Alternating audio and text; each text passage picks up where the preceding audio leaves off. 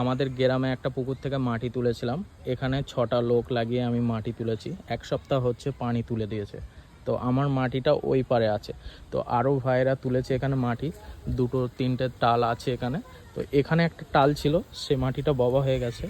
এখানে অনেক ভাইরা তুলে রেখেছে।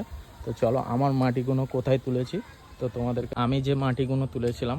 তো এই যে 7 দিন তুলেছি মাটি। প্রথম দিন 10টা লোক নিয়েছিলাম, তো তারপরে 6 জন করে নিয়েছি।